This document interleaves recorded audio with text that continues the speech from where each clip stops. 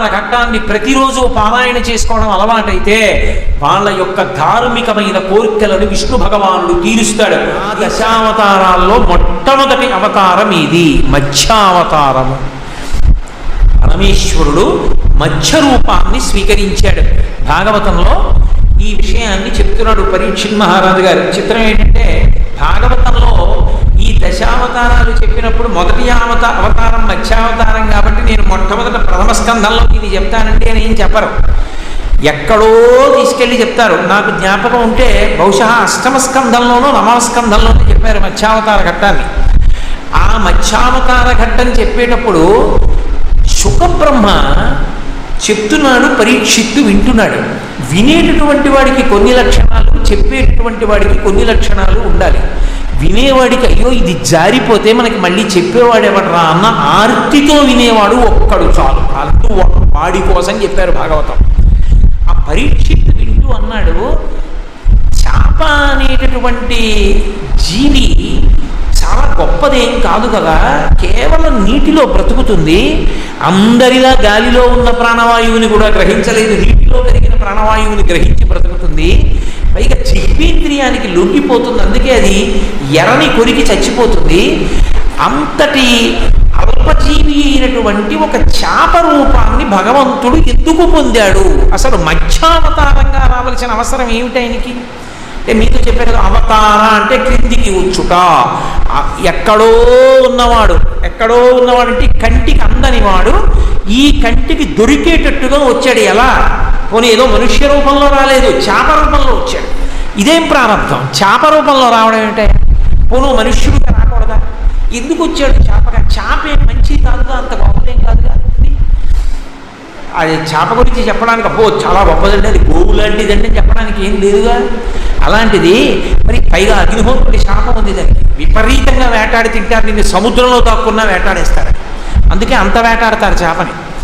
కాబట్టి అటువంటి చేప రూపాన్ని ఆయన పొందడం ఏమిటి? అడిగేటటువంటి పరీక్షిత్ మహారాజు గుండెల్లో ఎక్కడ దాపరికం లేని ప్రశ్న వేస్తే శుకబ్రహ్మ జవాబు చెప్తున్నారు. ఆ జవాబు చెప్పేటప్పుడు శుకుడు మాట్లాడేటటువంటి మాట ఆచార్య స్థాయిలో ఉంటాడు. శుకుడే, ఎందుకంటే శుకుడు లాంటి వ్యక్తి సృష్టిలో లేడు. శుకుడు వామదేవుడు అని ఇద్దరు మహాత్ములు. అసలు వీళ్ళిద్దరినీ భగవంతుడు ఎందుకు సృష్టించాడు అని అడిగారు. వాళ్ళు ఏం అనుభవించడానికి కర్మ లేదుగా, పుట్టుకతో వైరాగ్యం వాళ్ళకి. ఎందుకు సృష్టించాడు భగవంతుడు అని అడిగారు. అడిగితే దానికి జవాబు చెప్పలేక పెద్దలు ఒకటే మాట చెప్పారు, అందరూ చేసుకున్న పాపపుణ్యాలను అనుభవించడానికి పుట్టేవాళ్ళే అయితే ఇలాంటి వాళ్ళందరినీ కోట్ల కోట్ల కోట్ల మందిని పుట్టించి విసుగు చెందిన పరమేశ్వరుడు ఏ పాపపుణ్యాలు లేని వాళ్ళు, ఏ కర్మలు అనుభవించవలసిన అవసరం లేని వాళ్ళు, పుట్టుకతో జ్ఞాన వైరాగ్యాలున్న వాళ్ళని కూడా ఇద్దరిని సృష్టిస్తాను, ఎలా ఉంటుందో చూద్దామని సృష్టిస్తే వచ్చిన వాళ్ళు శుకబ్రహ్మ వామదేవుడు. శుకుడి కన్నా ముందు వాడు వామదేవుడు. కాబట్టి వాళ్ళిద్దరూ అంతటి జ్ఞానులు, పుట్టుకతో జ్ఞానులు. అటువంటి జ్ఞాని అయిన శుకాచార్యుల వారు మాట్లాడుతున్నారు. పరమేశ్వరుడు అనేటటువంటి వాడు అసలు అవతారంగా రావడానికి ఉన్నటువంటి ప్రధానమైన కారణం ఎక్కడున్నది అన్నదాన్ని చెప్తున్నాడు శుకాచార్యుల వారు. చెప్తూ ఆయన అన్నాడు, విభుడు ఈశ్వరుండు ఈ లోకానికంతటికి భర్త అంటే చేరవలసిన వాడు అని. ప్రతి ఆడపిల్ల జీవితం కూడా ఆడ అంటే అక్కడికి వెళ్ళిపోతుందని. ఇక్కడ పుట్టింది కానీ ఇక్కడ ఉండదు, ఈ అమ్మాయి వెళ్ళిపోతుంది. ఆడపిల్ల అక్కడికి వెళ్ళిపోతుంది. ఎక్కడికి? ఆమె భర్త ఎక్కడున్నాడో అక్కడికి వెళ్ళిపోతుంది. అందుకని ఆడపిల్ల. విభుడు అంటే మనందరం కూడా ఆడపిల్లలమే. శాస్త్రంలో మనందరం ఎవరిని చేరుకోవాలి? పరమేశ్వరుణ్ణి చేరుకోవాలి. అందుకని ఆయన పతిం విశ్వస్యాత్మేశ్వరం శాశ్వతం శివమచ్యుతం అని. అటువంటి పతి అయిన పరమేశ్వరుడు ఉన్నాడే ఆయన విభుడు ఈశ్వరుండు.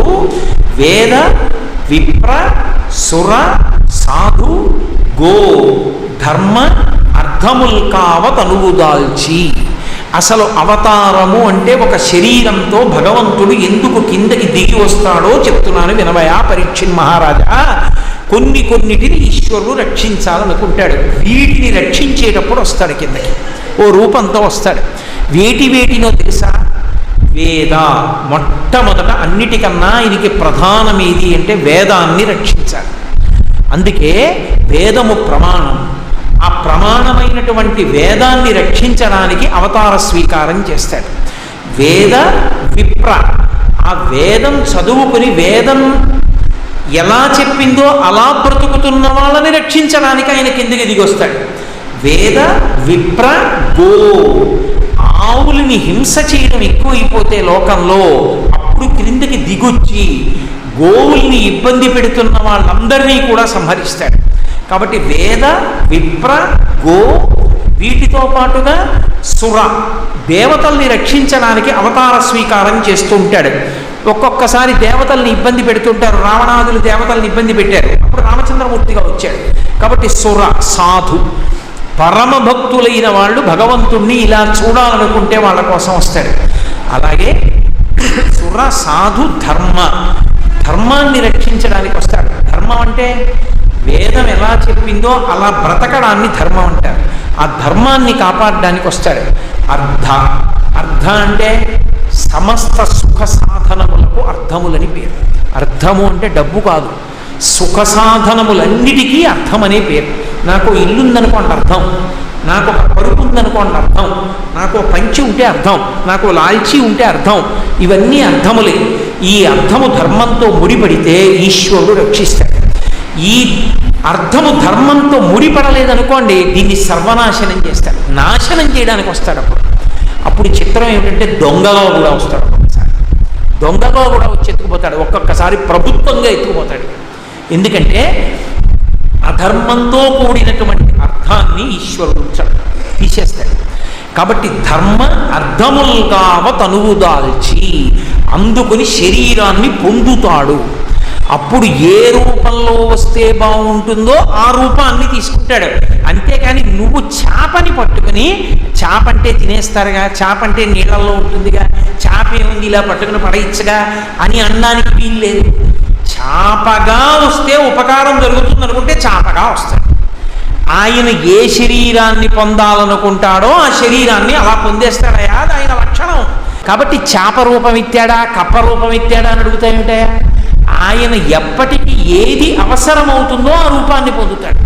కాబట్టి గాలిచందమ్మున ఘనరూపమునను తనురూపమునను తవిలియుండు. అంతేకాదు ఆయనకి ఎక్కువ తక్కువ ఎన్నడు నొందక నిర్గుణత్వంబును పొందుగనుడు. ఆయన నిజానికి గుణములు లేవు, ఆయనకి ఇది ఎక్కువ ఇది తక్కువ అన్న భావాలు ఆయనలో ఉండవు. కానీ ఎప్పుడు ఏ రూపంలోకి విడితే అవతల తనని నమ్ముకున్న భక్తుడికి ప్రయోజనం కలుగుతుందో ఆ భక్తుడి ప్రయోజనం కోసం ఆ రూపంలోకి పెడుతుంటాడు. కాబట్టి నిర్గుణత్వమును పొందు ఘనుడు. అటువంటి వాడికి గురుతయు కొరతయు గుణసంగతి వహించు. కాబట్టి మనుజేశ చోద్యమే మధ్యమగుట, ఆయనకి ఎక్కువ లేదు తక్కువ లేదు. అటువంటి వాడికి ఒక చేప రూపం పొందడం పెద్ద కష్టమేమిటయా? వినుము కల్పాంతవేళ తొల్లి ద్రవిడ దేశపు రాజు సత్యవ్రతుండు నీరు త్రావుచు హరిగూర్చి భక్తితోడ తపము కావించే ఒక ఏటి తటమునందు. ఒకానొకప్పుడు సత్యవ్రతుడు అనేటటువంటి ద్రవిడ దేశపు రాజు ఒకతను శ్రీ మహావిష్ణువు యొక్క దర్శనాన్ని పొందాలి అని కోరుకున్నాడు. నేను విష్ణువు యొక్క దర్శనం పొందాలి అని తపించడం మొదలుపెట్టాడు. తపించడము అన్న మాటలో కొన్ని లక్షణాలు ఉంటాయి. శరీరమును గురించినటువంటి భ్రాంతి ఉడిగిపోతుంది, ఉడిగిపోయి శరీరాన్ని నిలబెట్టుకుంటారు. ఎందుకంటే తపస్సు చేయడానికి ఉపకరణం ఉండాలిగా, శరీరం ఉంటే కదా తపస్సు చేయడం. ఏది తీసుకుంటే శరీరం నిలబడుతుందో ఒక్కటే తీసుకుంటాడు.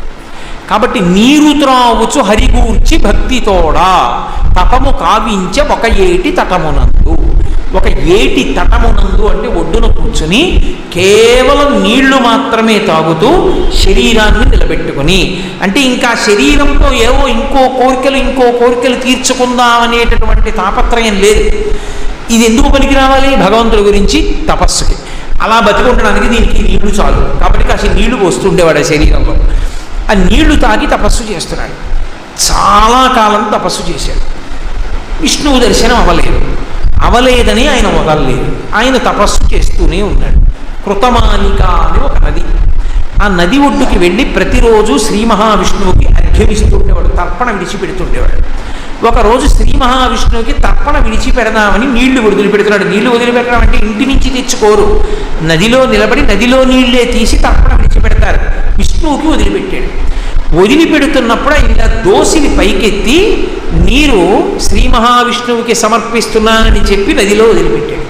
వదిలిపెట్టగానే అందులోంచి ఒక చిన్న చేప పిల్ల తన దోసిట్లోంచి నదిలో పడ్డం చూశాడు. అదేం పెద్ద విశేషమో కాదు, ఆశ్చర్యమో కాదు. నది అన్న తర్వాత ఎన్నో చేపలు తిరుగుతుంటాయి, చిన్ని చిన్ని చేపలు పెడుతుంటాయి. అది చిన్ని చేప పిల్ల నీళ్ళు ఇలా తీయడంలో చేతిలోకి వచ్చింది. ఇలా వదిలిపెట్టేశాడు. వదిలిపెడుతున్నప్పుడు చూశాడు అలా చేప పిల్లతో ఉన్న నీళ్ళు వదలడం. కాబట్టి గబుక్కునప్పుడు వదులుతూ చూశాడు. అరే చేప పిల్లతో ఉన్న నీళ్ళు వదిలేనే అనుకున్నాడు. ఆ చేప పిల్ల నీటిలో పడింది. ఇప్పుడు తను చేప పిల్లతో ఉన్న నీళ్లు తర్పణగా విడిచిపెట్టారని సత్యవ్రతుని వెంట పెట్టుకోవడం వల్ల కారణం కాదు, చేప పిల్ల మాట్లాడింది నదిలోంచి. అది విచిత్రం. అది మనుష్య భాషలో మాట్లాడింది. అదండి పాటు వచ్చిన జ్ఞాతి ఘాతులు, ఈ పాప జాతి జుషంబులు, ఈ ఏటియందు ఇతర మీనజాతి పిల్లలను పట్టి వధింప, ఏను ఈ దోసినిలోనికి వచ్చిన నన్ను రక్షింపక ఈ ఏటియందు విడిచిపెట్టితివి, ఇది నీకు పాడియే కృపలేక ఓ దయానిధి అని పిలిచింది. ఓ దయానిధి, ఓ దయగలిగిన వాడా, నీళ్లు మాత్రమే తాగి తపస్సు చేస్తున్నావే, ఎంతో సత్వగుణంతో ఉన్నవాడివే, పాటు వచ్చిన జ్ఞాతి ఘాతులు అని పిలిచింది. ఎంత గొప్ప పేరు పెట్టిందో. జ్ఞాతి ఘాతులు అంటే, జ్ఞాతి అంటే తనతో పుట్టినవాడు.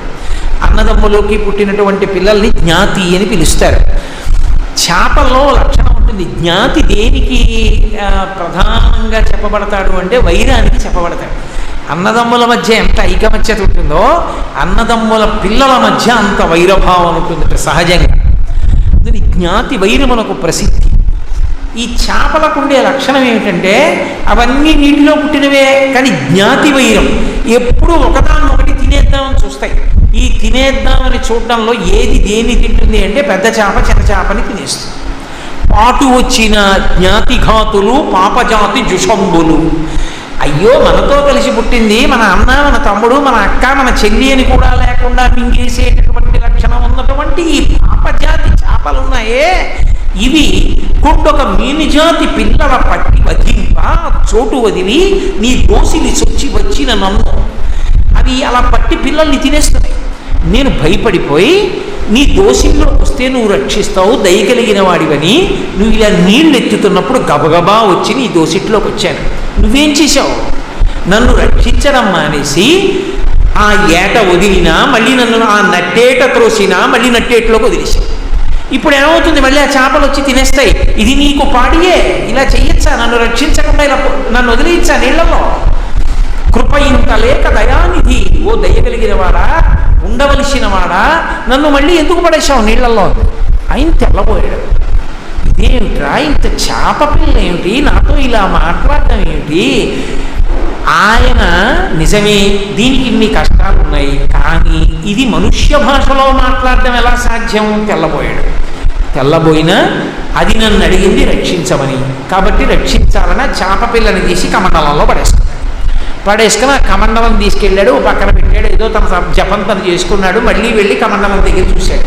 కమండలం అంతా నిండిపోయింది. ఆ చేప నిండిపోయి మళ్ళీ అంది, ఈ కమండలం నాకు సరిపోవట్లేదయ్యా, చాలా ఇబ్బంది పడిపోతున్నాను, కదలలేకపోతున్నాను, నన్ను కొంచెం పెద్ద దాంట్లో పడేద్దు అని తీసుకెళ్ళి ఒక కడవలో పడేశాడు. కడవ అంటే కుండ, పెద్ద కుండలో పడేశాడు.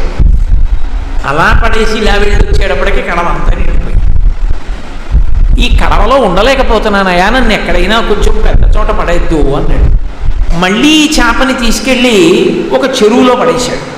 ఆ చెరువు అంతా నిండిపోయి చెరువు సరిపోవట్లేదయా, చెరువు అంతా నిండిపోయిన కదలడానికి కుదరట్లేదు, నన్ను ఇంకెక్కడైనా పెద్ద చోట పడేద్దు అని ఆయన తీసుకెళ్ళి సముద్రంలో పడేశాడు. పడేస్తే సముద్రంలో చాలా పెద్ద చేప. ఇప్పుడు సత్యవ్రతుడు అన్నాడు, నేను ఇంతకాలం తపస్సు చేస్తే నా తపస్సుని మెచ్చి ప్రత్యక్షమైన విష్ణు భగవానుడు నువ్వే ఈ రూపాన్ని ధరించావు. ఎందుచేత అంటే ఒక చేపకి ఉండకూడని రెండు విషయాలు నీ ఎందుకు కనపడుతున్నాయి. ఒకటి మనుష్య భాషలో మాట్లాడడం, రెండు, ఇంత త్వరగా ఎదగను. ఇంత త్వరగా ఎదుగుతూ మనుష్య భాషలో మాట్లాడుతూ నా చేత రక్షణ పొందుతున్నవాడిలా నటిస్తున్న లోకరక్షకుడవి నువ్వు. నన్ను అనుగ్రహించడానికి చేపలా వచ్చావు, కానీ నేను తపస్సు చేసింది విష్ణు స్వరూపాన్ని చూడాలని, నువ్వు వచ్చింది మత్స్య రూపంగా వచ్చావు. ఏమిటి తమాషా, ఇలా ఎందుకు వచ్చావు అని అడిగాడు. ఆయన అన్నాడు, ఏమీ లేదో ఈ సత్యవ్రత, బ్రహ్మగారికి ఒక పగటి కాలం పూర్తయిపోతుంది అన్నాడు. ఒక కల్పం పూర్తయిపోతే మనకి ఇప్పుడు మనం శ్వేతవరాహ కల్పే అని కదా సంకల్పం చెప్తున్నాం. ఈ శ్వేతవరాహ కల్పం అంతా పూర్తయిపోతే బ్రహ్మగారికి ఒక పగటి కాలం పూర్తయిపోతుంది. బ్రహ్మగారికి ఒక పగటి కాలం పూర్తయితే, ఒక కల్పం పూర్తయితే ఆయనకి వీపు నిప్పెడుతుంది. ఈ వెన్నుపూసలు నొప్పుడతాయి. కూర్చుని అదే పనిగా పుర్రెల మీద నుడి ప్రాతలు వ్రాస్తూ ఉంటాడు కదూ. అసుర సంధ్య వేళ అవుతుంది. అబ్బా, ఒక పగటి వేళ అయిపోయింది, సరస్వతి వీపు నిప్పెడుతోంది, కాసేపు పడుకుంటానని ఎక్కడ ఉన్నవాడు అక్కడే అలా కింద పడుకుని ఆ ఉత్తరీయం వేసేసుకుని పడుకుని 4 తలకాయల కింద చేతులు పెట్టుకుని గుర్రు పెడతాట. సరస్వతీదేవి భర్తగారు పడుకున్నారని ఆవిడ కూడా పమిటి నిండుగా కప్పుకుని ఆవిడ పడుకుంటుంది పక్కన. ఒక పగటి వేళ బ్రహ్మగారి ఆయుర్దాయం పూర్తయితే మనకి ఒక కల్పం పూర్తవుతుంది. బ్రహ్మగారికి ఒక పగటి వేళ పూర్తవుతోంది కాబట్టి ఆయన ఇప్పుడు సృష్టిని ఆపుతాడు, ఆపి పడుకుంటాడు. బ్రహ్మగారు అలా నిద్రపోతే ప్రళయం వస్తుంది, ఉన్న జీవులు ఉండదు. అద్భుతమైనటువంటి వర్షం ప్రారంభమవుతుంది. ఇవాల్టి రాత్రి నుంచి 7వ నాటి రాత్రి దాటిన తర్వాత వాన మొదలవుతుంది. ఆ వాన ఇక ఎడతెరిపి ఉండదు. అంత భయంకరమైనటువంటి వర్షం వడగండ్లతో పడుతుంది. సముద్రములన్నీ నిండిపోతాయి. నిండిపోయి చెలియని కట్టల దాటి భూమి మీదకు వచ్చేస్తాయి. వచ్చినప్పుడు సమస్త జీవులు కూడా నీటిలో పడిపోతారు. సూర్యచంద్రులకి గతి ఉండదు. అంటే గతులంటే ఇక కదలికలు ఉండవు. సూర్యచంద్రులు కదలరు కాబట్టి ప్రపంచమంతా కూడా కటిక చీకటితో నిండిపోతుంది. అంత కటిక చీకటిలో నిండిపోయిన తరువాత ఈ ప్రళయ జలాలు భూమిని అంతటినీ కప్పేస్తాయి. కప్పేసినప్పుడు సమస్త భూతములు మరణిస్తాయి. అదిగో అటువంటి ప్రళయం వచ్చేటటువంటి సమయం ఆసన్నమైంది. 1 వారం రోజులే ఉంది. ఆ వారం రోజుల తరువాత ఎక్కడ ఈ సముద్రపు ఒడ్డులో నీకు నేను కనపడ్డానో అక్కడికి నా ఆజ్ఞ చేత ఒక నావ వస్తుంది. ఆ నావలోకి నువ్వు ఎక్కినప్పుడు ఓషధుల మూటలు కొన్నిటిని పెట్టుకో, కొన్ని ధాన్యపు మూటలు పెట్టుకో. ఎక్కడెక్కడ ఉన్న సప్తర్షులు వచ్చి ఈ ఓడ ఎక్కుతారు. బ్రహ్మాండమైనటువంటి సముద్ర ప్రవాహం వచ్చేస్తుంది. ఇప్పుడు కెరటాలు వస్తాయి. ఆ కెరటాలు వచ్చినప్పుడు తట్టుకోలేవు. అలాగే జాగ్రత్తగా కటిక చీకట్లో ఈ ఓడ ఎటు వెడుతోందో తెలియాలంటే ఒక్కటే ఆధారం, నీ ఓడలో కూర్చున్న సప్తర్షుల శరీరముల నుండి వింత వింత కాంతులు పైకొస్తాయి. ఆ కాంతిలో నీకు కనపడుతుంది ఆ చీకట్లో సముద్రం. నువ్వు అలా వెడుతున్నప్పుడు ఈ ఆటుపోట్లక ఓడ తట్టుకోదు, పడిపోవాలి. పడిపోకుండా నేను పక్కన ఉండి కాపాడతాను. అంత పెద్ద చాపనై ఆ వస్తున్న కెరటముల నుండి ఆ ఓడని కాపాడతాను. బాగా పెరిగిపోతుంది ప్రవాహం. అప్పుడు ఈ ఓడ దగ్గరికి ఒక పాము వస్తుంది. ఆ పాముని ఈ ఓడకి ఉన్నటువంటి ఒకవైపు స్తంభానికి కట్టి 2వ వైపు తీసుకొచ్చి నా తోకకేసి కట్టు. ఈ ఓడ పడిపోకుండా నేను తీసుకెళ్ళి నిన్ను రక్షిస్తాను. రక్షించి ఏం చేస్తానో నువ్వు చూద్దువాని. కాబట్టి ఆ సమయానికి ఎలా కాపాడడానికి అవకాశం ఉంటుందో ఆ రూపాన్ని ధరించాడు. అందుకని మత్స్యావతారం వచ్చింది. ప్రళయకాలం ఎలా ఉంటుందో, ప్రళయకాలంలో ప్రయాణం చేసిన ఋషులు ఎలా ఉంటారో, ప్రళయకాలంలో అసలు ఎలా ఉంటుంది అని చూసిన వాడొకడు ఉండాలి. వాడి ద్వారా అందాలి. అందడానికి అంతటి మహాభక్తి తత్పరుడైనటువంటి ఆ సత్యవ్రతుడనేటటువంటి రాజు ద్వారా మత్స్యావతార వైభవాన్ని లోకానికి అందించడానికి మత్స్యమూర్తి అయి వచ్చాడు. వచ్చి ఆయన దర్భశయనం చేశాడు. దర్భల మీద పడుకున్నాడు 7 రాత్రులు. వర్షం మొదలైంది. సముద్రపు ఒడ్డుని నించున్నాడు. నావ వచ్చింది. సప్తర్షులతో ఓషధీ మూటలతో కలిసి ఎక్కాడు. శ్రీ మహావిష్ణువు చెప్పినట్టే బ్రహ్మాండమైనటువంటి ప్రవాహం. ఒడుదుడుకులు, పెద్ద కెరటాలు వచ్చేస్తున్నాయి. ఎక్కడ నుంచి వచ్చాడో మహానుభావుడు పెద్ద మత్స్యమూర్తి అయి వచ్చాడు. అన్ని సముద్రాలు కలిసిపోయేగా భూమండలం అంతా ఏకమైపోయింది, నీటికయ్యగా మారిపోయింది. కొన్ని లక్షల యోజనముల పొడవు కలిగినటువంటి మత్స్యమూర్తి అయి చాప ఎలా ఎగురుతుందో అలా ఒక్కొక్కసారి నీటిలోంచి ఆకాశంలోకి ఎగురుతూ ఒక్కొక్కసారి పెద్ద కెరటాలు వచ్చినప్పుడు అడ్డొచ్చి వెనక్కి తోస్తూ ఈ ఓడని పడగొట్టడానికి జలచరాలు వస్తే వాటిని తింటూ ఈ ఓడ ఊగిపోతున్నప్పుడు తన శరీరంతో మళ్ళీ కుదిపి దాన్ని నిలబెడుతూ వెడుతున్నాడు. కొంత దూరం వెళ్ళేటప్పటికి ప్రవాహం ఎక్కువైపోయింది. ఇక లోకములన్నీ లయమైపోవాలి, ఏదీ మిగలకూడదు. ఇక ఎక్కడ ఏదీ మిగలడానికి వీల్లేదు. అటువంటి సమయంలో ఆ ఓడ దగ్గరికి ఒక పాము వచ్చింది. ఒక పాము వచ్చింది అంటే మీరు ఒక్కటే ఆలోచన చెయ్యవలసి ఉంటుంది. ఆయన వెంట ఎప్పుడు ఉండేవాడు శేషుడు. కాబట్టి ఆ పాము ఒకవైపు ఓడకి కట్టి ఒకవైపు ఆ మత్స్యం యొక్క తోకకేసి కట్టాడు. ఇప్పుడు ఆ సముద్ర జలాల్లో ప్రళయ జలాలలో తీసుకెళ్ళి సప్తర్షుల్ని సత్యవ్రతుణ్ణి తీసుకెళ్ళి నిలబెట్టాడు. ఆ ఓడ ఊగిపోకుండా అలాగే నిలబడింది. కటిక చీకటి కాడాంతక, ఒక్క జీవి అన్నది లేదు. సమస్తం ప్రళయంలో మునిగిపోయింది. అదే మార్కండేయాయుష్యు అంటారు. అప్పుడే వేరొక పురాణంలోంచి చెప్పినప్పుడు అన్ని లోకాలు లయమైపోతే మార్కండేయుడికి ఒక్కడికి మాత్రం ఆ కల్పాంతమనందు కూడా ఆయన శరీరం విడిచిపెట్టాడు. ఆయన ఒక్కడు సముద్రంలో ప్రయాణించి వెళ్ళాడు సత్యవ్రతుడితో పాటుగా. వెళ్ళినప్పుడు వటపత్రశాయి అయి దర్శనమిచ్చాడు. ఒక రావి చెట్టు ఒక్కటి మిగిలితే రావి చెట్టు ఆకు మీద పడుకుని దర్శనమిచ్చాడు. ఇచ్చి జ్ఞానబోధ చేశాడు. ఇక్కడ ఈ సత్యవ్రతుడు ఉన్నటువంటి నావ ఒక్కటి వెళ్ళి ఆ సముద్ర జలాలలో ఆవలి ఒడ్డు వైపుకి నిలబడింది. అక్కడ మహానుభావుణ్ణి కూర్చోపెట్టి వేద జ్ఞానాన్నంతటినీ కూడా అందించి బ్రహ్మజ్ఞానాన్ని బోధ చేశాడు. ఆ బ్రహ్మజ్ఞానము ఒక్కసారి ఎరుకలోకి రాగానే సత్యవ్రతుడికి తాను ఆత్మ అన్న విషయం ఎరుకలోనికి వచ్చింది. ఆయనతో పాటుగా సప్తర్షులు కూడా విన్నారు. విన్న తరువాత ఒక మాట చెప్పాడు. 7వ రాత్రి పూర్తయిపోతోంది. రేపు ఉదయం 8వ రోజు. రేపు ఉదయానికి బ్రహ్మగారు మళ్ళీ నిద్రలేస్తాడు. ఎందుకంటే ఆయనకి రాత్రి పూర్తయిపోతుంది. ఇంత ప్రళయం జరిగిన తర్వాత లేస్తాడు. ఈశ్వరుని యొక్క సంకల్పంలో, ఈశ్వరుని కాలమానంలో 7 రాత్రులు 7 పగళ్ళు ఆ ప్రళయం జరిగిన తర్వాత బ్రహ్మగారు లేస్తాడు. కాబట్టి బ్రహ్మగారు నిద్రలేచిన తర్వాత మళ్ళీ సృష్టి ప్రారంభం అవుతుంది. ఈ సముద్ర జలాలన్నీ భూమి మించి వెనక్కి వస్తాయి. మళ్ళీ భూమి ప్రారంభమవుతుంది. అప్పుడు మొట్టమొదటి సృష్టిలో మనుష్యులకందరికీ కూడా ప్రథముడిగా మనువు అన్న పేరుతో నువ్వు వస్తావు. అందుకే మానవ అని పేరు. మనందరం మనువు యొక్క సంతానం కాబట్టి మనకి మనుష్యులు మానవులు అని పేరు. ఆ మొట్టమొదటి వాడిగా నువ్వు వస్తావని శ్రాద్ధదేవుడు అని పేరు పెట్టి వివస్వంతుడు అంటారు. అందుకే సూర్యనారాయణమూర్తి గురు పరంపరలో ఒకడవుతాడు. వివస్వన్ అని పేరు ఆదిత్య హృదయంలో కూడా.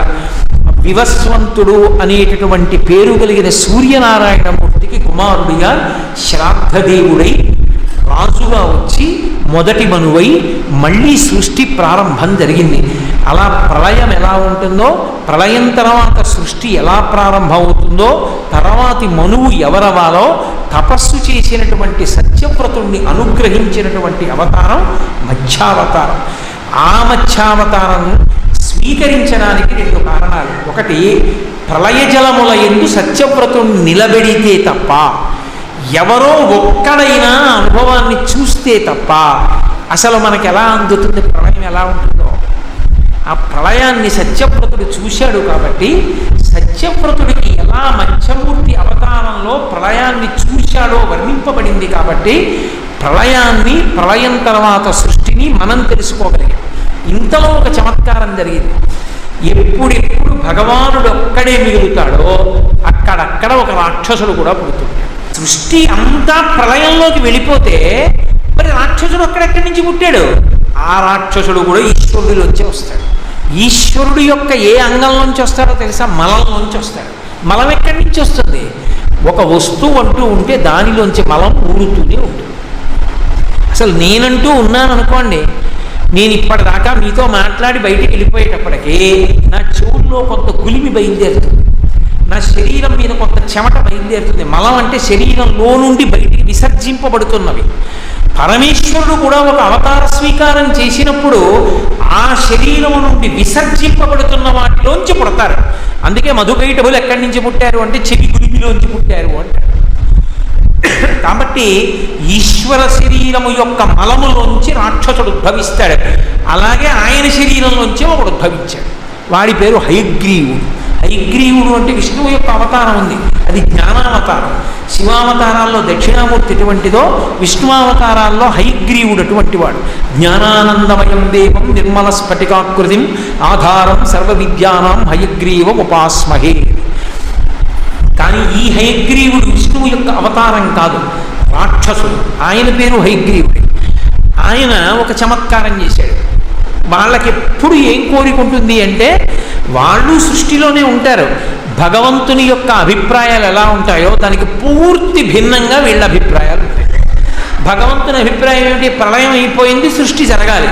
సృష్టి జరగాలంటే బ్రహ్మగారు నిద్రలేస్తాడు. బ్రహ్మగారు నిద్రలేచి సృష్టి దేన్ని ఆధారం చేసుకుని మొదలు పెడతాడు? వేదాన్ని ఆధారం చేసి మొదలు పెడతాడు. ఆ వేదాలు ఎత్తుకుపోతే అదిగో అలాంటి ఆలోచనలే వస్తాయి వాళ్ళకి. అందుకని ఆయన ఏం చేశాడు? అలసి సొలసి నిదురనొందిన పరమేష్టి ముఖము నుండి వెడలే మొదలి శృతుడు వానిని అపహరించే ఒక హయగ్రీవుడును దైత్య భటుడు ఇంటి దొంగ గొడవ పరుల వశమే. ఇట్లాంటి దొంగతనం చెయ్యాలి అంటే సామాన్యుడి వశం అవుతుందా? దానికి తగ్గ బలవంతుడే చెయ్యాలి. ఏదో వాళ్ళ ఇంట్లోకి వెళ్ళి సబ్బు ఎత్తుకు రావచ్చు, ఓ కాకి అయితే చెంచా ఎత్తుకుపోతుంది. ఏదో కొంచెం దొంగతనం వచ్చిన వాడైతే ఎవరి మెడలో గురిసి ఎత్తుకోవచ్చు. ఇంకా పెద్ద దొంగ అయితే ఓడి ఇంట్లోంచి ఎత్తుకోవచ్చు. సత్యలోకంలోకి వెళ్ళి బ్రహ్మగారు నిద్రపోతున్నప్పుడు జారి కింద పడ్డ వేదాలు ఎత్తుకోవాలంటే వాడు ఎంత పెద్ద దొంగ అయి ఉండాలి. అంత పెద్ద దొంగతనం చెయ్యాలని బుద్ధి కలగడమే రాక్షసత్వం. ఏ వేదాలుంటే సృష్టి జరుగుతాయో ఆ వేదాలు లేకుండా చెయ్యాలి. అందుకే అవతార స్వీకారానికి మొదటి మాట ఏం చెప్పాడు శుకబ్రహ్మ? వేద విప్ర గో సుర సాధు ధర్మ అర్థములను కావ తనువు దాల్చి అన్నాడు. అందుకు రూపం పొందుతాడు అన్నాడు. ఆయనకి తెలియదు ఎవడేం చేస్తాడో, ఆ పాటి జ్ఞానం లేనివాడు ఆ విష్ణువు. కాబట్టి ఈ హయగ్రీవుడు అనేటటువంటి రాక్షసుడు పాపం అలసి సొలసి నిదుర పొందిన పరమేష్టి ముఖము నుండి వెడలిన మొదలి శృతుల అపహరించే. ఆయన ఏదో పాపం ఆ వేదాలు పట్టుకుని ఆ సృష్టి చేసి చేసి చేసి చేసి వీపు నెప్పెట్టి కల్పాంతమనంతో పడుకున్నాడు. ఆ పడుకోవడంలో బాగా నిద్రపోయాడేమో, చేతిలో ఉన్న వేదాలు జారి కింద పడిపోయాయి. ఆ కింద పడిపోయిన వేదాలు ఎత్తుకుపోయాడు. ఎత్తుకుపోతే ఏమవుతుంది? భగవంతుడు అయోమయానికి గురవాలకి వాడి సంతోషం. సృష్టి ఆగిపోతుంది. సృష్టి ఆగిపోతే ఏమిటి సమయం అయింది ఇంకా సృష్టి జరగలేదు అని బ్రహ్మగారిని అడుగుతాడు. వేదాలు ఎక్కడో పోయాయంటే కనపడటం లేదంటాడు. ఎక్కడో పోవడం ఏమిట్రా, నువ్వే కదా పట్టుకున్నావు అంటే, అవును రాత్రి నిద్రపోయాను కదా, నిద్రపోయినప్పుడు జారి ఇక్కడే కదా కనపడటం లేదు అంటాడు. అప్పుడు రాక్షసుడు ఉన్నాడు, ఎక్కడో ఎత్తుకుపోయాడు తెలుసుకోవాలన్నమాట. ఈ హయగ్రీవుడు అన్న రాక్షసునికి ఉన్న గొప్పతనం ఏంటంటే, వాడికి ఒక ప్రత్యేకమైన శక్తి ఉంది. అవి యోగశక్తులు. అలా సంపాదిస్తారు. జలస్తంభన విద్య అని ఒక విద్య. ఆ యోగశక్తి సంపాదించారనుకోండి, నీళ్ళ లోపలికి వెళ్ళిపోయి వాడు ఉండిపోతాడు. వాడు పైకి నీళ్లు కనపడతాయి, అందులో ఉంటాడు వాడు. దుర్యోధనుడు నేర్చుకున్నాడు ఆ జలస్తంభన విద్య. నేర్చుకుని నీళ్ల లోపలికి వెళ్ళి దాక్కున్నాడు. భీమసేనుడు వచ్చి పౌరుషవాక్యాలు పలికితే అప్పుడు బయటికి వచ్చాడు అందులో వచ్చి. అలా ఈ హయగ్రీవుడు అన్న రాక్షసుడు ఒక ప్రత్యేకమైన శక్తి సంపాదించాడు. అది ఎక్కడి నుంచి సంపాదించాడు? ఈశ్వర కృప వల్లే. అదో తమాషా. మళ్ళీ ఏది ఎక్కడి నుంచి వచ్చినా ఈశ్వరుడి వల్లే వస్తుంది. భక్తితో ఉండి తపస్సు చేసినప్పుడు ఇచ్చేస్తాడు, దుర్వినియోగం చేస్తే చంపేస్తాడు. అది ఆయన లక్షణం. వాడు బుద్ధిగా ఉండి తపస్సు చేశాడనుకోండి, తపస్సుకి లక్షణం తపస్సుకే ఇచ్చేస్తాడు. వాడు హిరణ్యకశిపుడండి, వరాలు ఇచ్చేస్తే రేపు పొద్దున్న ఇబ్బంది పెట్టేస్తాడండి, అరిచి చావనివ్వండి, ఏం చేయనివ్వండి, నేను వరాలు ఇవ్వను. తపస్సు చేశాడు, భక్తిగా ఉన్నాడు, వరాలు ఇస్తాడు. అబ్బాయి బుద్ధిగా ఉండని చెప్తాడు. ఉండలేదు, నరసింహావతారంలో వచ్చి చంపేస్తాడు. ఇచ్చేది ఇస్తాడు, పెట్టేది పెడతాడు, మాట వినకపోతే కొడతాడు. తండ్రి ఎలా ఉంటాలో అలాగే ఉంటాడు. కాబట్టి ఇప్పుడు ఆ హయగ్రీవుడు అన్న రాక్షసుడు ఎక్కడ ఉన్నాడని చూశాడు. వాడు వేదాలన్నీ తడిసిపోకుండా ఓ బట్టలో కట్టేసి వాటిని పట్టుకుని సముద్ర గర్భంలోకి వెళ్ళిపోయాడు. వాడికి అదో విచ్చి వచ్చి వాడికి కాబట్టి సముద్రంలో దాక్కున్నాడు. ఏమిటి సరదా వాడికి అంటే, ఒక్కొక్కడికి 10 మంది బాధపడిపోతే వీడికి ఎంత సంతోషం. అదిగో పెరుగు తాగేసిన కొడుకులే. ఇప్పుడు వేదాలు లేవుగా బ్రహ్మగారికి ఎలా? ఇప్పుడు మళ్ళీ వేదం అంతా తయారు చేసి ఇవ్వాలంటే బ్రహ్మగారు ఎప్పటికీ నేర్చుకుంటాడు, ఎప్పటికీ సృష్టి మొదలవుతుంది. ఈ మధ్యలో పెద్ద అగాధం వచ్చిందా లేదా? ఎందుకు ఆగిపోయిందంటే హయగ్రీవుడు వేదాలు ఎత్తుకుపోయాడంటారా లేదా? నా కీర్తి చిరస్థాయిగా ఉంటుంది కదా. ఒక్కొక్కడిది ఒక్కొక్క వెర్రి.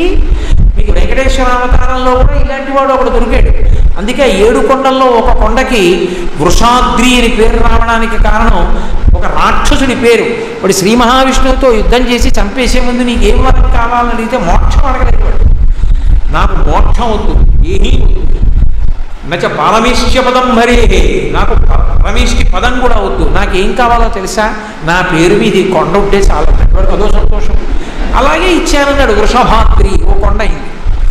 అలా ఆయన వెళ్ళి సముద్ర గర్భంలో చేరాడు. ఎందుకు అంటే వేదాలు లేవు కాబట్టి సృష్టి జరగకూడదు. రాక్షసత్వము అన్న మాటకు అర్థం అంతే. మీరు ఎప్పుడైనా జ్ఞాపకం పెట్టుకోండి. మనం ఏ పని చేసి ఎంతమందిని బాధ పెట్టచ్చు అన్న దాంట్లో బాగా ఆలోచన పెద్దదవుతోంది అనుకోండి, రాక్షసత్వం పెద్దదవుతోందని గుర్తు. ఏదో చిన్నో బాధ పెట్టడమో ఏదో చేశాడు అనుకోండి, పర్వాలేదు, కొంతవరకు రాక్షసత్వం ఉంది. అది ఎంతమందిని నేను ఒక పని చేస్తే ఎక్కువ మంది బాధపడతారు అన్నది ఆలోచించడం మొదలు పెట్టాడు అనుకోండి, పెళ్ళి అవుతుంటే ఫీజు ఎత్తుకుపోతే ఇలాంటి ఆలోచనలు వచ్చాయనుకోండి, పరమ ప్రమాదకరమైన వ్యక్తి అనమాట వాడు. కాబట్టి ఇటువంటి పరిస్థితి ఉన్నవాళ్లే రాక్షసులు. కాబట్టి వాడు సముద్రపు అడుగును దక్కున్నాడు. నన్ను పట్టుకుంటాడా అని ఆయనకో లక్షణం. అసలు ఎక్కడ దాక్కుంటే ఆయనకి దొరకకుండా ఉంటాడు. శ్రీకృష్ణార్జున యుద్ధంలో శ్రీకృష్ణార్జున యుద్ధం నిజంగా జరిగిందంటే అదేమీ పౌరాణికం కాదు, ఒక కాల్పనికం. కాకపోతే చాలా అందంగా కల్పించారు కాబట్టి ఓ సంతోషదాయకంగా చదువుకోవడం. అందులో ఏడుస్తాడు గైడు. ఎక్కడికి వెళ్ళి దాక్కుంటాను, కృష్ణుడికి దొరకకుండా దాక్కుందా అంటే, నేను ఏదో స్వర్గలోకమున్న కేకి బ్రతకవచ్చునటన్న సుత్రాముడా అతని సోదరుడు ఉండే, స్వర్గలోకంలో బ్రతుకుదామంటే ఇంద్రుడు ఆయన సోదరుడే పట్టుకుంటాడు. పాతాళమున కేకి బ్రతుకవచ్చునన్న బలిచక్రవర్తినని పట్టి ఇచ్చు, పాతాళంకెళ్ళి బతుకుదామంటే బలిచక్రవర్తి పట్టుకుని ఇస్తాడు. ఘోరకాననములకేకి బ్రతుకవచ్చనటన్న నృసింహరూపమున తిరుగునతడు, ఎక్కడికో అరణ్యంలోకి వెళ్ళి తిరుగుదామంటే నరసింహావతారం ఎత్తి అరణ్యంలోకి వస్తాడు. నేను ఎక్కడ దాక్కోను, పాతాళములకి ఆఖరికి ఆకాశగంగలో అణిగియుండెదనన్న అతని పాదములంటే అది జనించే. ఆకాశగంగలో అణిగి పడుకుందామంటే ఆయన పాదాల్లోంచి అది పుట్టింది. ఎక్కడ దాక్కుంటావు? పరమేశ్వరుడు కాని వస్తువు ఏముంది, అది ఆ బుద్ధి వస్తే వాడు బుద్ధిమంతుడు, భక్తుడు. నేను అక్కడ దాక్కుంటే వాడేలా పట్టుకుంటాడంటే రాక్షసత్వం. అదే విజయం. కాబట్టి ఇప్పుడు ఆయన సముద్ర గర్భంలో దాక్కున్నాడు. అందుకు వచ్చాడు మత్స్యమూర్తిగా. ఏకకాలమునందు 2 ప్రయోజనములను సాధించడానికి ఏ ఉపాధి వలన సాధ్యమో ఆ ఉపాధిని స్వీకరించాడు. అందుకని పెద్ద మత్స్యమూర్తి ఆ సముద్ర గర్భంలోకి వెళ్ళి ఆ హయగ్రీవుడనేటటువంటి రాక్షసుడిని సంహరించి మళ్ళీ వేదములు తెచ్చి బ్రహ్మగారికి ఇచ్చాడు. ఇచ్చి సృష్టి చేయమన్నాడు. ఇప్పుడు మళ్ళీ వేదాలని ఆధారం చేసుకుని చతుర్ముఖ బ్రహ్మగారు పునఃసృష్టిని ప్రారంభం చేశాడు. ఆ పునఃసృష్టిని ప్రారంభం చేసినప్పుడు ఎవరికి తన బ్రహ్మజ్ఞానాన్ని బోధించాడో ఆయనే శ్రాద్ధదేవుడు అన్న పేరుతో మళ్ళీ వివస్వంతుడికి పుట్టేటట్టుగా చేసి ఆయనని మొదటి మనువు చేశాడు. అంటే మనుష్యులందరికీ మొట్టమొదటి మనుష్యుణ్ణి చేశాడు.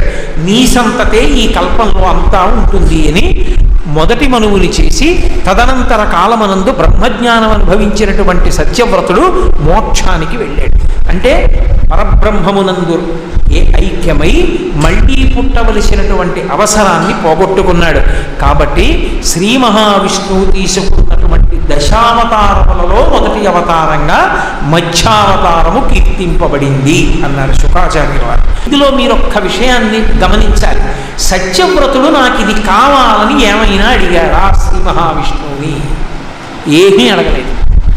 చాపగా కనపడి రక్షించమని అడిగాడు. రక్షించవలసిన వాడు రక్షించమని అడిగాడు. ఆ దిక్కుమాలిన చేప పిల్ల దీన్ని నేను రక్షించాలని ఏమిటని పారేశాడు అనుకోండి, అసలు సత్వగుణమే లేదు. సత్వగుణమే లేని వాడికి తపస్సు ఏంటి? ఇక ఆ తపస్సుకి తాను ఎలా అనుగ్రహిస్తాడు? సత్వగుణ భరితుడై ఉన్నాడు అన్నదానికి అర్థం నన్ను రక్షించు అంటే తాను ముందే తీసుకెళ్ళి తొట్లో పారేయచ్చు.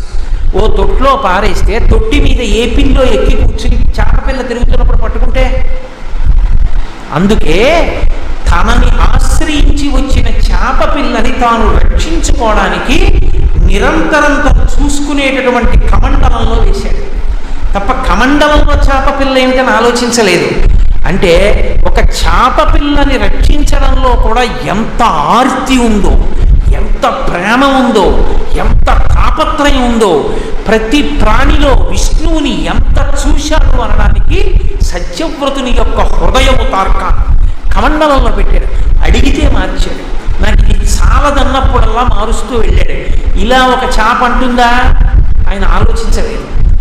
తను చెయ్యవలసిన కర్తవ్యాన్ని తాను ఆలోచించాడు. అది ఎవరైతే తనకెందుకంటూ వెళ్ళాడు. సముద్రమే పట్టనప్పుడు ఇక తాను మార్చలేనని తెలుసుకున్నాడు. ఇప్పుడు తాను మార్చి రక్షించవలసిన వాడు కాడు, లోకములను రక్షించవలసిన వాడు నటన చేస్తున్నాడని తెలుసుకున్నాడు. ఇప్పుడు నేను విష్ణువుగా రమ్మంటే నువ్వు చాపగా వచ్చావేమని అడగలేదు, చాపనే చూసి కీర్తించాడు. అంటే అంతటా విష్ణు దర్శనం అవడం ఇప్పుడు ప్రారంభమైంది. ఇప్పుడు విష్ణువు కనపడ్డాడు అంతటా. విష్ణువు అంటే వ్యాపకత్వం ఉన్నవాడు. విశ్వం విష్ణువు. అసలు నిజానికి విష్ణు సహస్రనామ స్తోత్రంలో 2 నామాలు, మిగిలిన 998 2 నామాలకి వ్యాఖ్యానాలు. విశ్వం విష్ణువు కాబట్టి ఈ విశ్వము విష్ణువు, అంతటా విష్ణువు దర్శనమయ్యాడు. ఇప్పుడు ఏమన్నాడు? ప్రళయం వచ్చేస్తోంది, బ్రహ్మజ్ఞానాన్ని బోధ చెయ్యాలి. ప్రళయం అంటే ఏమిటో తెలిసిన్నవాడు ఎవ్వరూ లేడు. ప్రళయం వరకే తెలుసు సమస్త జీవులు. ఈ ప్రళయం అంటే ఏమిటో తెలియడానికి నువ్వే కారణం కావాలి. అంటే ఈ లోకం ఎందుకు ప్రళయ జలధిలో మునిగిపోతుందో, మునిగిపోయిన తరువాత కూడా వెళ్ళిపోయిన జీవులందరి యొక్క పునరుత్పత్తి మళ్ళీ ఎవరెవరు ఏ కర్మలు చేశారో తెలుసుకోగలిగిన దక్షత ఉన్నవాడిగా బ్రహ్మగారు ఎలా ఉంటారో, ఆ బ్రహ్మగారికి కూడా సృష్టికి వేదమే ఎందుకు ప్రమాణమవుతుందో వేద ప్రామాణ్యము యొక్క గొప్పతనాన్ని చూపించాలి. ఆ వేదములను తేవడానికి మళ్ళీ తాను మధ్యమూర్తిగానే వెళ్ళి హయగ్రీవ సంహారం చెయ్యాలి. సత్యవ్రతుడు నోరు తెరిచి అడిగినది ఏదైనా ఉందా? పరమేశ్వర దర్శనమైతే ఈయనే మధ్యమూర్తి అని గ్రహించాడు. నాకు మోక్షం ఇయ్యని కానీ, నాకు ప్రళయంలో కూడా బ్రతికుండేటట్టు చెయ్యని కానీ సత్యవ్రతుడు ఏమీ అడగడు. ఆయనే చెప్పాడు, 7 రాత్రుల తర్వాత 8వ రోజున ప్రళయం వస్తోంది, నువ్వే ఔషధీ మూటలు సిద్ధం చేసుకో, సప్తర్షులు వస్తారు, నామ నిక్కు అన్నాడు. అంటే భగవంతుని మనం కోరకుండా ఉండగలగాలి. కానీ పరమభక్తితో నీ కార్యాన్ని, నీ కర్తవ్యాన్ని నువ్వు చేసుకుంటూ వెళ్ళిపోతే ప్రళయంలో సమస్త 3 లోకములు మునిగిపోయాయి. భాగవతంలో ప్రళయంలో 3 లోకములు మునిగిపోయినా బతికిపోయిన వాడు సత్యవ్రతుడు ఒక్కడే, సప్తర్షులు కాకుండా. బ్రతికించడం కాదు, వినడానికి ఎవరూ లేనప్పుడు విష్ణువు గురువై కూర్చొని బ్రహ్మజ్ఞానాన్ని ఇచ్చింది ఒక్క సత్యవ్రతుడికి. ఇవ్వడం కాదు, సూర్య భగవానుడికి కొడుకుని చేసి ఆ సూర్యుణ్ణి గురువుని చేసి జ్ఞానబోధ చేయించి మొదటి మనువుని చేశాడు. మొదటి మనువుని చేసి తరువాతి కాలమునందు మోక్షం ఇచ్చాడు. అంటే భగవద్భక్తిలో నువ్వు భగవంతుణ్ణి అడగగలగడం నీకు చేత కాదు. శంకర భగవత్పాదులు అందుకే తీర్మానం చేశారు, ఈశ్వరుడు నీకు సముద్రం ఇవ్వగలడు, నువ్వేమడుగుతావు? నీటి బొట్టు అడుగుతావు, అడక్కన్నారు. అందుకే నువ్వు అడక్కు ఈశ్వరుణ్ణి, భక్తితో నిలబడు చాలు. నీకేమి ఇవ్వాలో ఈశ్వరుడికి తెలుసు. ఆయన ఏమి ఇవ్వాలనుకున్నాడో అది నీకు ఇచ్చినప్పుడు నువ్వు చిరస్థాయిని పొందుతావు. నువ్వు అడిగితే నువ్వేమడుగుతావు? అల్పమైన కోరికలు కోరుతావు. అడగకుండా భక్తితో ఉండడం నేర్చుకో. ఏ స్థాయిని సత్యవ్రతుడు పొందాడో నువ్వు ఆ స్థాయిని పొందుతావు.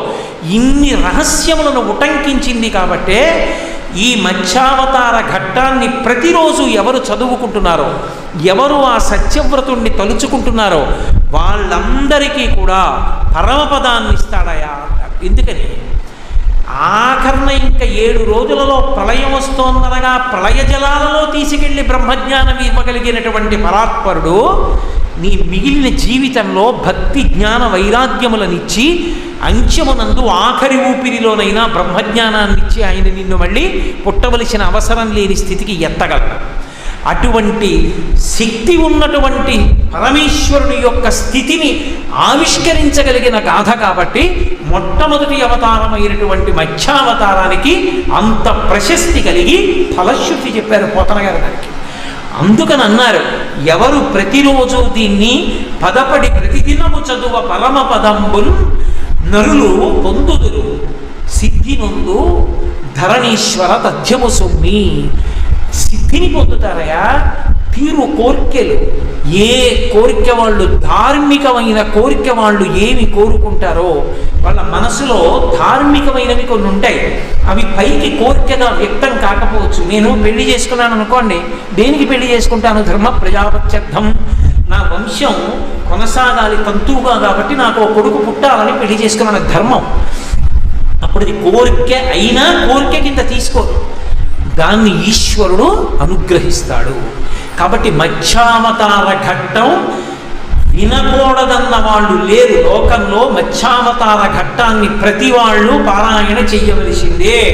మత్స్యావతార ఘట్టాన్ని ప్రతిరోజు పారాయణ చేసుకోవడం అలవాటైతే వాళ్ళ యొక్క ధార్మికమైన కోరికలను విష్ణు భగవానుడు తీరుస్తాడు. తీర్చడం కాదు, కేవలం ఆ అవతార ఘట్టాన్ని ప్రతిరోజు చదవడం. గట్టిగా ఎంతసేపు ఉంటుంది అనుకుంటున్నారు? నేను వ్యాఖ్య చేశాను కాబట్టి ఇంతసేపు పట్టింది, లేకపోతే చదవడానికి 8 నిమిషాలు 9 నిమిషాల్లో పడుతుంది అంతే మత్స్యావతారం. అంతసేపు మాత్రమే పట్టే మత్స్యావతార ఘట్టం ప్రతిరోజు ఒకసారి చదువుకోవడం అలవాటైతే తుట్టతుదన ధరణీశ్వర సిద్ధి పొందు తథ్యము సుమ్మి, నా మాట మీద అనుమానం లేదు. అలా రోజు చదివిన వాళ్ళు సిద్ధి పొంది తీరుతారు. అంటే కోట్ల జన్మల కిందకి వెళ్ళిపోకుండా ధర్మమునందు ప్రవర్తించి భగవద్భక్తి అలవడి భగవంతుని యొక్క అనుగ్రహాన్ని పొందడానికి యోగ్యమైన పాత్రతని పొందుతారు. ఇన్ని రహస్యాల్ని ఆవిష్కరించింది కాబట్టి, మనుష్యుడైన వాడు తెలుసుకోవలసిన విషయాలు చెప్పింది కాబట్టి, ప్రతిరోజు చదువుకోవడం వల్ల ఇన్ని అనుగ్రహాలను వర్షించగలిగినది కాబట్టి ప్రథమావతారంగా దశావతారాల్లో మత్స్యావతారం కీర్తింపబడింది. దశావతారాల్లో గమ్మత్తు ఏమిటంటే కొన్నింటిని జంతు రూపంలో పొందాడు, కొన్నింటిని నరజంతు రూపంలో పొందాడు, కొన్ని బ్రాహ్మణ కుటుంబాల్లో పొందాడు, కొన్ని క్షత్రియ కుటుంబాల్లో పొందాడు. అవసరమైతే ఏ కుటుంబంలో పుడితే అవతార ప్రయోజనం నెరవేరుతుందో అక్కడికి వెళ్ళాడు. ఏ ఉపాధిలోకి వెడితే నెరవేరుతుందో ఆ ఉపాధిలోకి వెళ్ళాడు. ఇన్ని చమత్కారాలు చేశాడు. ఇంత అద్భుతమైనటువంటి అవతారములలో ఇన్ని విశేషాలు చెప్పగలిగిన దానిలో మొట్టమొదటి విషయాన్ని ఆవిష్కరించింది కాబట్టి భగవత్ తత్వానికి మత్స్యావతార ఘట్టము అని ప్రథమావతారంగా శాస్త్రాలు కీర్తించే